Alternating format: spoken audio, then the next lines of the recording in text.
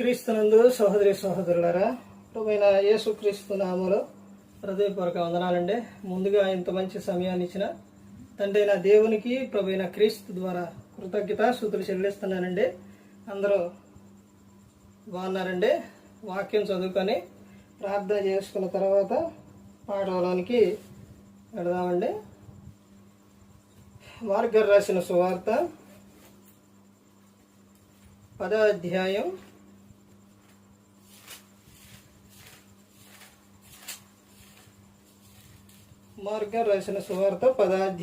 6వ వచనం.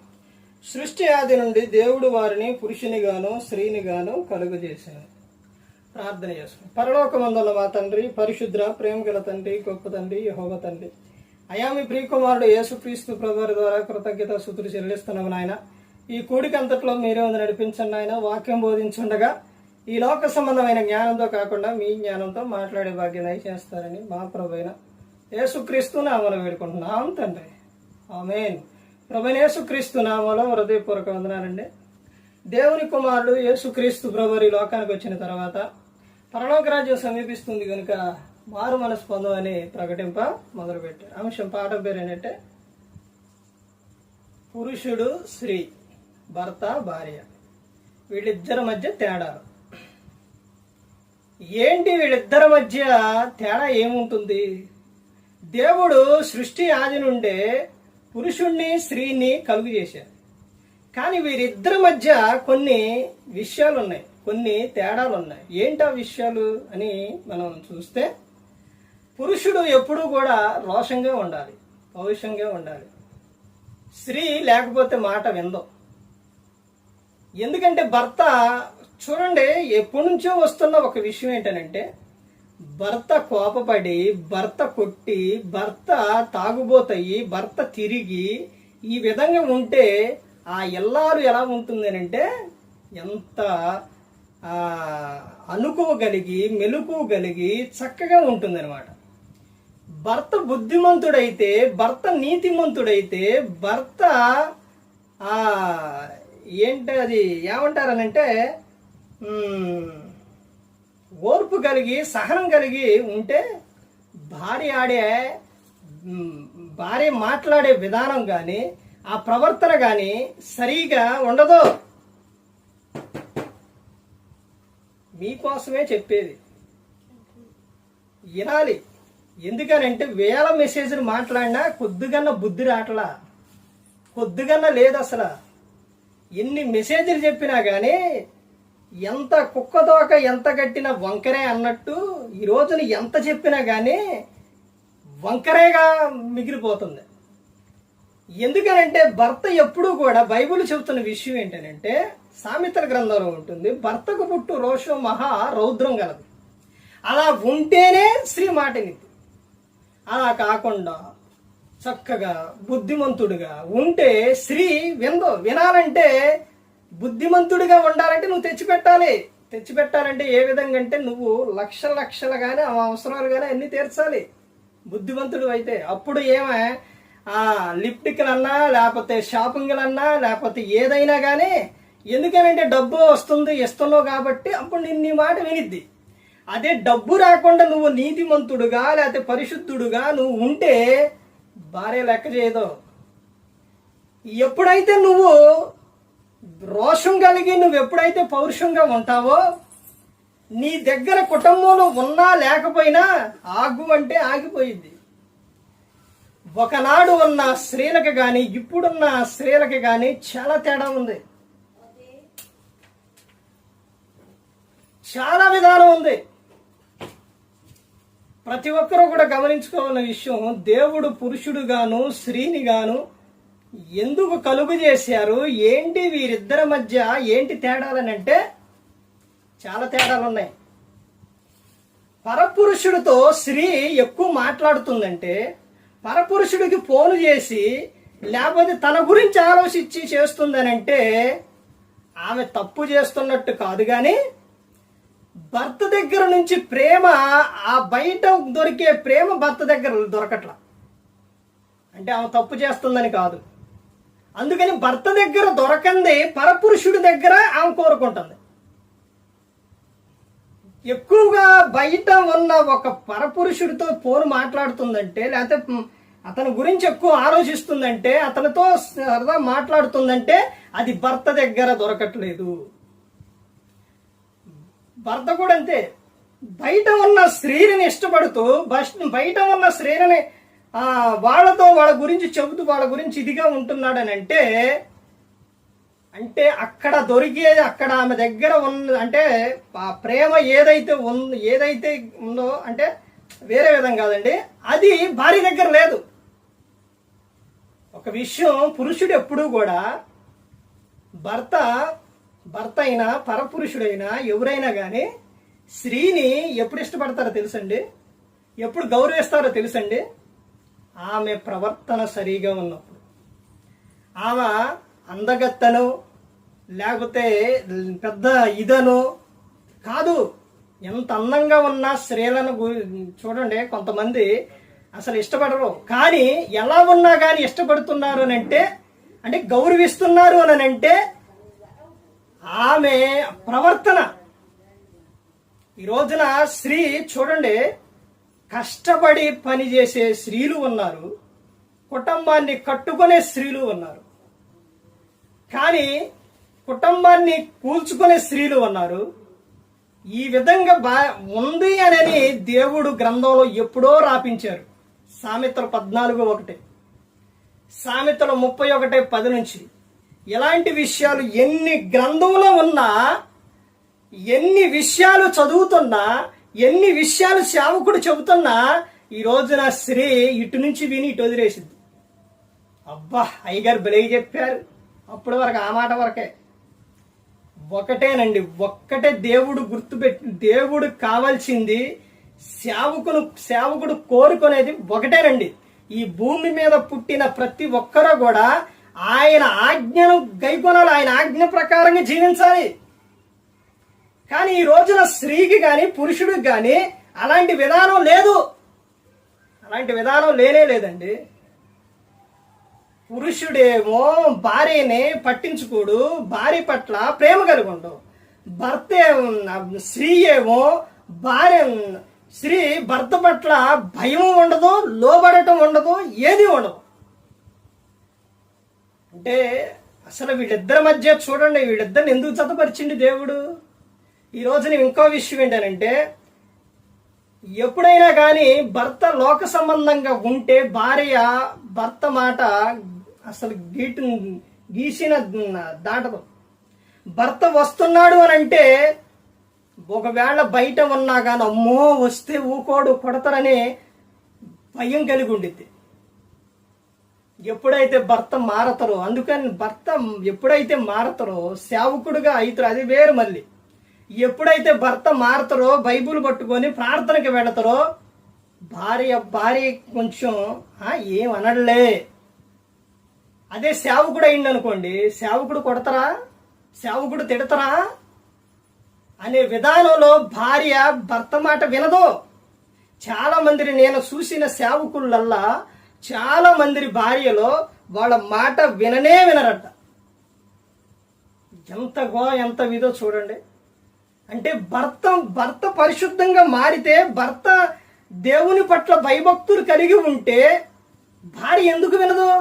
అంటే భర్త తాగొచ్చి, భర్త తిడుతూ, కొడుతూ, హింసిస్తూ, ఎవరంటూ, లేకపోతే పుట్టింటికి పంపిస్తూ, లేకపోతే ఈ విధంగా గొడవ పెడుతూ, ఎప్పుడు బాధపడుతూ ఉంటే అదే స్త్రీకి ఆనందమా? భర్త మంచిగా ఉండి చక్కగా మారి దేవుని మాటలు చెబుతుంటే, ప్రార్థనకు వెళుతుంటే భార్య నిర్లక్ష్యం.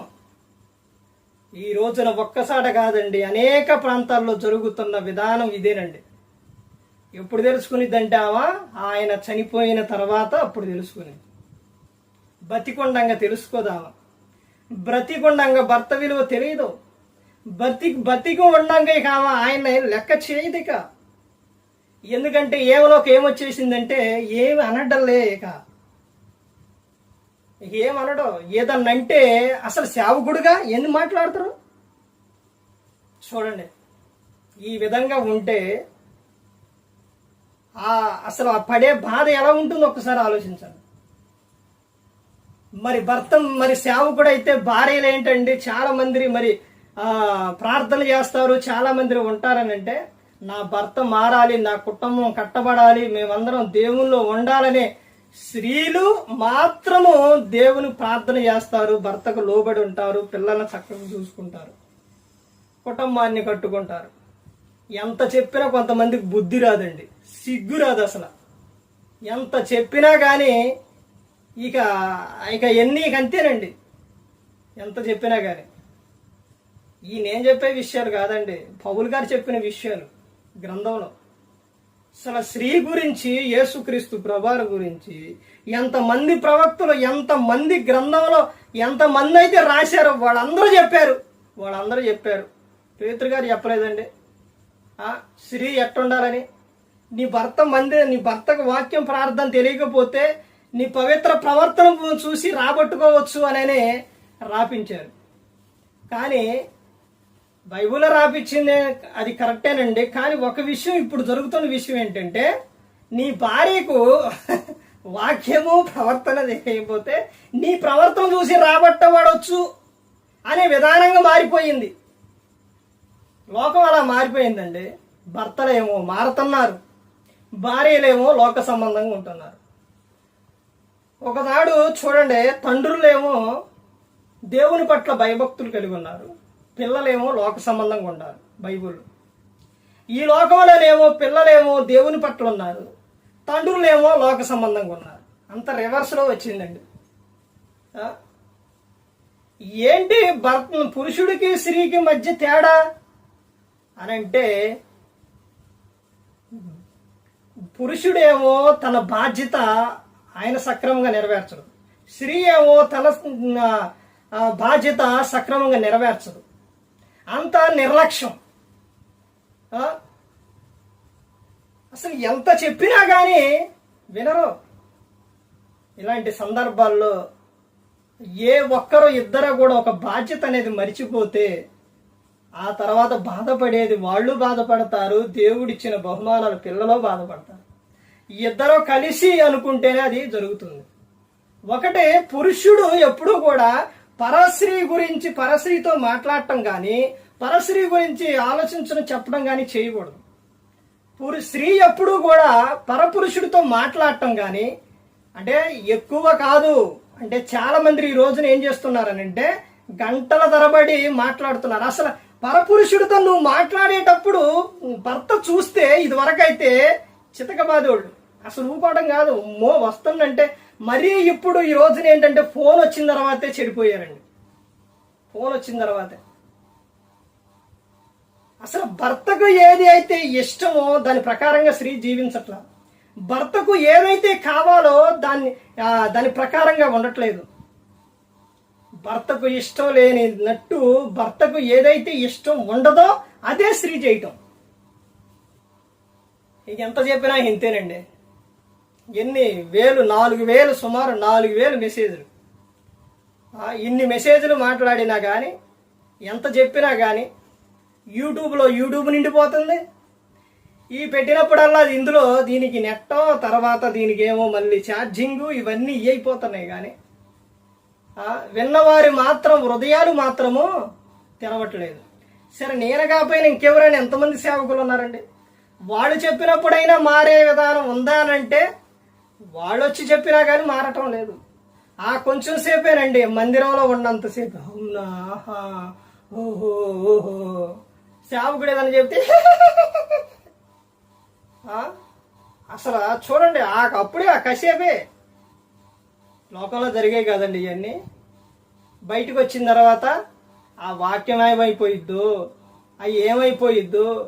ఆ వాక్యం చెప్పడం అంటే ఎంత ఇదో తెలుసండి. ఒక చాట ఉన్నది ఇంకా మళ్ళీ ఎక్కడైతే ఉన్నదో దాన్ని మొత్తం కలిపి చెప్పాలి. అర్థమవుతుందండి. ఇలాగే చెప్పుకుంటూ పోతారులే, ఇలాగే ఇంతేలే అనుకుంటే నీ నెత్తి మీదకే నీకు వచ్చిన దాకా కూడా నువ్వు తెలుసుకో. ఒకవేళ వచ్చినా కానీ అట్టే వచ్చింది ఏమైంది అంటే తెలుసుకునే తత్వం లేదు, జ్ఞానం లేదు స్త్రీకి, మూర్ఖత్వం. మూర్ఖంగా మాట్లాడటం, మూర్ఖంగా ఆలోచించడం. ఏమైద్దిలే, అసలు ఈ విషయం ఇది ఎందుకు జరిగింది, ఇది ఎందుకు వచ్చింది అనే విధానం తెలుసుకోవడం లేదు. స్త్రీ ఎంతవరకే అజ్ఞానంగా జీవించడమే. స్త్రీ కుటుంబంలో మారితే, స్త్రీ మంచి ప్రవర్తన కలిగి ఉంటే భర్తకు పిల్లలకు ఆనందం అండి. అందుకనే అపోస్తలుడైన పౌలు గారు తీతుకు రాసిన పత్రిక 2వ అధ్యాయంలో చెబుతారు, యవ్వన స్త్రీలు ఎంట ఉండి భర్తకు పిల్లలకు వాక్యం చెప్పాలని ఉంది. స్త్రీ ప్రార్థన చేయాలి అని ఉంది. అంటే పురుషుడు లేదంటే పురుషునికి ఉంది, ఇద్దరూ చేయాలి. కానీ ఒక విషయం ఏంటంటే ఈ రోజున ఎవరు బాధ్యత వారు సక్రమంగా నెరవేర్చట్లేదు. ఇంకో విషయం ఏంటంటే ఇంట్లోనైనా లేకపోతే ఎక్కడైనా కానీ అసలు స్త్రీకి జాలి లేదు, ముందు కనికరం లేదు. పశువులు చూసినప్పుడు కానీ లేకపోతే మనుషులను చూసినప్పుడు కానీ ఒక ఏంటిది మరి ఏమన్నా బాధపడుతున్నాయా లేకపోతే బాధపడుతున్నారా అనే విధానం స్త్రీ తెలుసుకోవడం లేదు, పట్టించుకోవడం లేదు. జాలి దయ్య అవన్నీ పోయినాయి. స్త్రీలకి భయంకరంగా మారిపోయారు. ఇవన్నీ దేవుడు ఎప్పుడో గ్రంథంలో రాపించారండి. ప్రతి ఒక్కరు కూడా తెలుసుకోవాలి. ఎంతవరకు మా సంతోషం, మా ఆనందం అనుకుంటున్నారు కానీ నా కుటుంబాన్ని కట్టుకోవాలి, కుటుంబాన్ని కట్టుకోవడం అంటే కట్టుకునేదే ఉందండి. మేమందరం బాగానే ఉన్నాం, అందరం ఒకటే అనుకుంటున్నారు. కానీ ప్రతి ఒక్కరూ తెలుసుకోవాలండి, ఏ ఒక్కరూ కూడా ఈ లోకంలో నశించిపోకూడదని యేసుక్రీస్తు ప్రభువు ఈ లోకానికి వచ్చి సిలువలో ప్రాణం పెట్టారు. ఆ త్యాగం ఈ రోజున స్త్రీ పిల్లలకే చెప్పట్లేదు, భర్తకు చెప్పట్లేదు. ఎక్కడైనా కానీ ఆయన చేసిన త్యాగం గురించి మాట్లాడుకోవడమే లేదు. ప్రతి ఒక్కరూ గమనించుకోండి, ఏ ఒక్కరు కూడా నశించి నరకానికి వెళ్ళిపోకూడదని యేసుక్రీస్తు ప్రభువు ఈ లోకానికి వచ్చి మనందరి కోసం సిలువలో తన ప్రాణాన్ని పెట్టి ఉన్నారు. మరి ఈ విధంగా నిలబెట్టి మాట్లాడిచ్చిన తండ్రైన దేవునికి కృతజ్ఞతాస్తుతులు చెల్లిస్తూ ఇంతవరకు శ్రద్ధగా ఉన్న మీకు ప్రభు పేట హృదయపూర్వక వందనాలు చెల్లిస్తూ ఈ మాటలు ముగిస్తున్న అందరికీ వందనాలు.